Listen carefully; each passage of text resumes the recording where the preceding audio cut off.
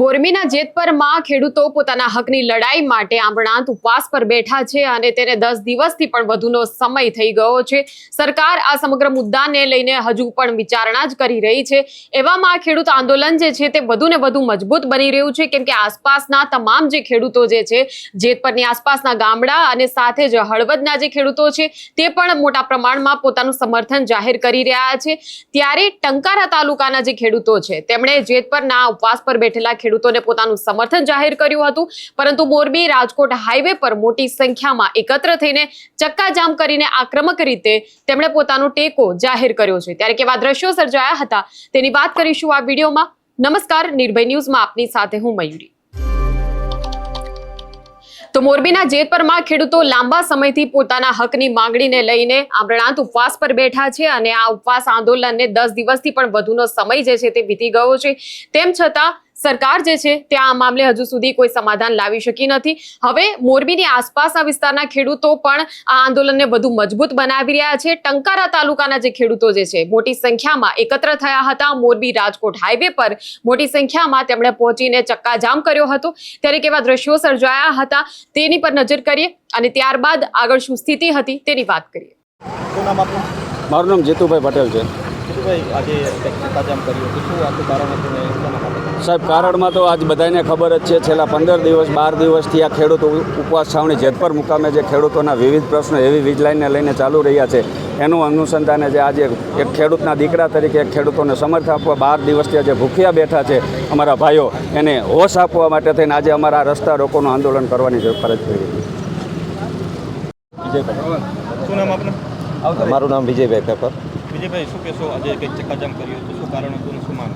ચક્કાજામમાં તો સાહેબ આપને ખબર જ છે, બધા આખા ગુજરાતને ખબર છે કે આ ગુજરાતનો સળગતો પ્રશ્ન છે અને જે જેતપર મુકામે આંદોલન ચાલી રહ્યું છે એ જ મુજબ ટંકારાના પણ ઘણા બધા અસરગ્રસ્ત ખેડૂતો છે જે જેતપર સમર્થન આપેલું છે અને જ્યાં સુધી અમારા જે પ્રશ્નો છે એ અમે લેખિતમાં રજૂઆત કરેલી જ છે, તો જ્યાં સુધી લેખિતમાં અમને રજૂઆત નહીં કરે અથવા તો સરકાર નવી એસઓપી બહાર નહીં પાડે ત્યાં સુધી આ ખેડૂતો આમને આમ કંઈક ને કંઈક નવું લાવતા જ રહેશો અને ચક્કાજામ કરવાનું કારણ એક જ છે।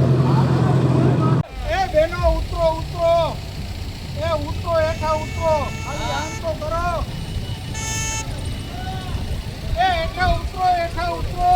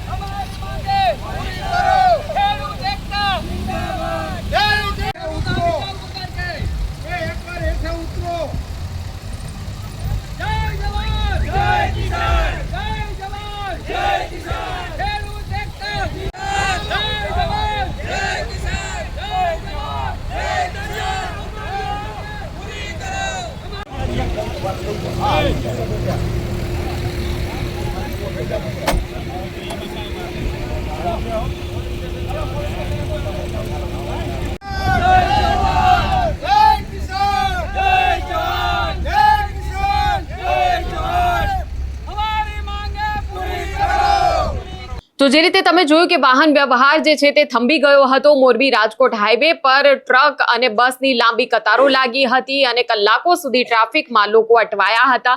ત્યારે આ પ્રકારે જ્યારે હવે આક્રમક વલણ અપનાવ્યું છે ખેડૂતોએ, ત્યારે જોવાનું એ જ રહે છે કે સરકાર જે છે હવે આ મુદ્દે વહેલી તકે સમાધાન લાવે તે પ્રકારે પ્રવૃત્તિ કરી શકે છે કે કેમ, અને સરકાર જ્યારે એવું કહી રહી છે કે વિચારણા અમે કરી રહ્યા છે, પરંતુ નક્કર કોઈ કાર્યવાહી જે છે તે હજુ સુધી સરકાર દ્વારા કરવામાં આવી નથી. આ ખેડૂતોને વળતર જે મળે તે કેવા પ્રકારે મળવું જોઈએ, કયા ભાવ મુજબ મળવું જોઈએ, જંત્રીના ભાવનો જે મુદ્દો છે તેને લઈને પણ એક આખો અલગ જ વિવાદ છે. ખેડૂતોમાં પણ એક પ્રકારની જે તેમની ભાવને લઈને માંગણી છે જમીનોની, તેને લઈને સરકાર સંમત થશે કે કેમ, તે ખૂબ જ મોટો સવાલ છે.